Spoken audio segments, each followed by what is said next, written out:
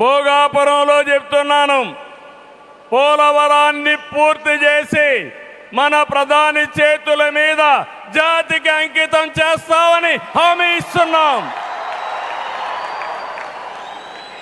2028 అమరావతి మొదటి దశ పనులన్నీ పూర్తి చేసి మన ప్రధానమంత్రి నరేంద్ర మోడీ గారి చేతుల మీదుగా ప్రారంభిస్తామని మీ అందరికీ హామీ ఇస్తున్నాను.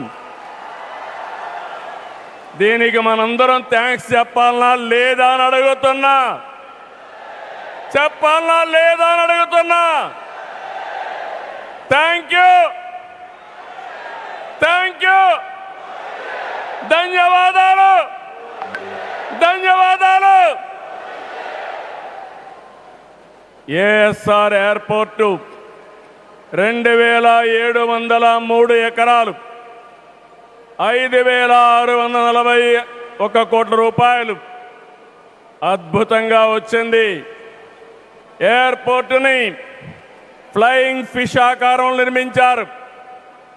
మన తీర ప్రాంతాన్ని ఇది గుర్తు చేస్తుంది.